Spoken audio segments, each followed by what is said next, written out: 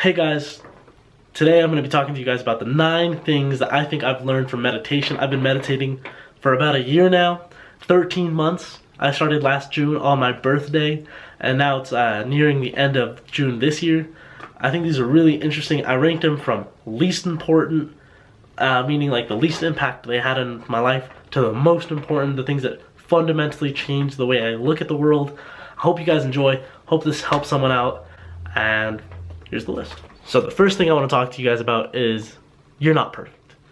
And I think it's really funny because it's good to mention that, just to show you guys the backside of this, I've been recording this video for about 20 minutes and I keep retaking it, redoing it, because it's like, oh man, this could be better. This could be better. Why does my voice sound like that? I could sound like this. Why is this like that? I could do better. Blah, blah, blah, you know? And it's like this endless loop in your head that like, you should be perfect, but you're not. You don't need to be perfect, nor should you be perfect, and no one's perfect. I feel like everyone's the harshest critic, you know? You critique yourself more than anyone else in the world. You might feel like you're doing wrong, but to others it could be like they don't even notice, you know? It's stop putting so much emphasis on how you're doing things and just allow yourself to do things. Don't force them to be one way. Just allow them to happen. So to let that go and to understand that you're not perfect is a real relief. It's a real burden off your shoulders. You don't feel like you have to put on this perfect image all the time. You can just let yourself be yourself. And I think that's super powerful. The second one is we're all similar. It kind of leads right in from number 1. It's the idea that you have more in common with someone than you have opposite, you know, or different. And once you find that common ground, you really understand that they're just human, you're just human, and it's a different game. I can't tell you how many times, like, I work out a lot, right? And I can't tell you how many times, like, as a kid I used to compare myself to people like, oh, this is how I should look. Like, look at how good this guy is. He's just my age and he's freaking 3 times bigger than me, or this guy looks so much happier than me. And like, you don't know. You never know, you know? Like, if someone could be going through some really rough shit and they could just put on this persona, or they can act a certain way, but you know, you don't know anyone else besides yourself fully. And so just understanding that you're more similar than you are different really puts it in perspective that you're not in competition with others, you know? You're not in competition. That's it. Number 3 is you should appreciate yourself. You have needs. A lot of people look at this like, man, I don't want to look selfish. I'd rather just tend to other people's needs and not tend to my own in order to be liked and shit like that. And it's the opposite. You know, you have your needs. You should appreciate yourself. A lot of people are really hard on themselves for things that they've done in the past or things that they're doing now. And the best way, I've read it in books, and I've also now meditated through it. The best example I could give you guys is if you treated yourself like a kid, like a son or daughter that you have. If your son and daughter came home and they had a bad day or they messed up somewhere, you know, you'd be more forgiving. You'd be like, oh, of course, little Jimmy, like, life's still good, don't stress, like, you're okay, you don't have to worry about it, life will be better, you know? But at the same time, people are meaner to themselves. They're like, wow, I'm such an idiot for doing that. Or, wow, I can't believe I even did that, you know? And it's not that serious. So treat yourself first. You can't really help anyone else unless you help yourself first, you know? Once you help yourself up, then you can bring other people up to you. So focus on yourself first and then focus outwards. Number 4 is gotta be that emotions have beginnings and endings. I feel like this is something I knew deep down, but it was not something that I had really connected in my head. And it's the idea that, like, emotions have a beginning and they have an ending, and that all emotions have come and gone, and all emotions will still come and go. And emotion, literally the word emotion means motion, right? There's the word motion in emotion, and that things change. So someone who's always pissed off, they're never always going to be pissed off. The man who's always angry eventually cracks a smile. You can't stay happy forever. You can't stay angry forever. Your emotions are there for you. And when you like really try to hold on to things, like you hold on to happiness, you're like, man, I'm really happy right now, I want to cling on to this. That's when like you're going against life. And that really leads right into number 5, which is resistance. Like, I think this is the most important, like one of the most important things I've learned is that the way you're feeling right now is totally okay. It's okay. The way you're feeling, they're just emotions, they're just thoughts, whatever's happening in your head, allow them to happen. Like, obviously, I can't say this for every person, but this is what I've experienced in my learning of meditation, is that, you know, if I'm supposed to be, like, say I'm out, right?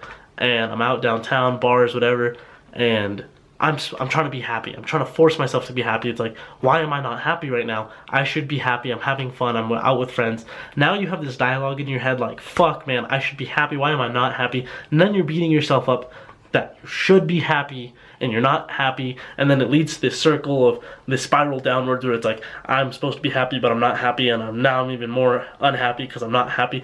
And you're just beating yourself up.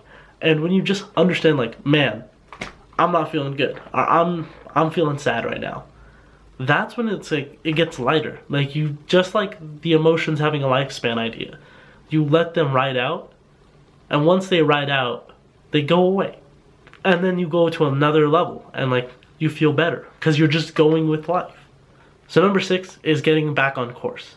I think this is fundamental to how meditation works, and just building habits in general. Like, when I was first meditating, I would meditate, I'd say like I meditate for 7 days straight, I'd be like, nice, I'm meditating for 7 days straight. And then like I wouldn't meditate on that 8th day, and I'd be like, damn it, Joe, like you should have meditated that day, what's wrong with you? Like, god dang it. And then the 9th day, I'd beat myself up for not meditating on the 8th day. And the thing you slowly learn is that you don't need to beat yourself up, man. Like, at least you're meditating. You're taking the time out of your day to do something. Whether it's reading, whether it's working out, whether it's anything, is that you're taking the time out of your day to do it. And if you skip a day, don't beat yourself up, don't try to make up for it, just understand that it happened and move forward. The healthiest thing is to understand that it's not a big deal. It's really not a big deal if you miss one day. You can just get back right onto it the next day. And that's what I feel like I'm doing with my YouTube channel. Like, I haven't uploaded in a year, right? I'm not going to beat myself up for not uploading in a year. I'm uploading now, which I think is just as important. So why would it happened, right? It's just what is. So let's not fight what is and go forward. Alright, number 7 is pausing. What you notice when you meditate is a lot of the time, well, I do guided meditation, right? So the whole idea is to like focus on your breath and pause after you're done with your meditation. You'll usually just sit there, and the instructor will say like, pause for a second, just notice how you're feeling, and move on with your day, right? But there's always that moment of pausing. And what I've noticed in my life is like, I'll be driving and I'll notice that like in my head, I'm like thinking about things, and like I start at like Snickers bars and then I end off at like water parks or something ridiculous, right? And then I just pause and I'm like, wait a minute, I was just thinking for so long. Pause for a second, understand what's happening around you, understand how you're feeling in your body, and then move on. And it's like that pause, those pauses throughout your day about how you're feeling, what's happening, they really shift a lot, you know? Like, something it's really hard to do. It's phenomenally hard to do. It sounds so simple, but man, it took me a long while to even get it down to 4 or 5 times throughout the day, which is noticing when you sit up, or when you sit down, and when you stand up. Like the transitionary pace. Like, I'm sitting down right now, I'm in a chair, but imagine me getting up and being conscious of getting up. You do it so often throughout your day. Challenge yourself, try to do it even 3 times, and you'll notice how fundamentally different it is. Like, you're not doing it often. And that's freaking interesting. That, like, just that changes everything. Now, number 8's kind of weird. I don't know how to describe this. It's just eye contact. You make more eye contact. I think it's funny that throughout this whole video, I've been like looking up and down in the corners and whatnot, just because like I've been gathering my thoughts. But eye contact. You just make more eye contact. You feel more manly. You just feel like more, yeah, like more of a man, you have more masculine energy, you feel the energy of women around you. I'll make a video about energy later. I just think energy is such an interesting topic, but it's so big that it's definitely not going to be in this video. But you just feel more manly, and you make more eye contact, you stand up taller, you're more conscious of your breathing. Everything's changed. And lastly, number 9 is life is for you. Life is not against you, man. Like, a lot of people have this idea that things happen to them.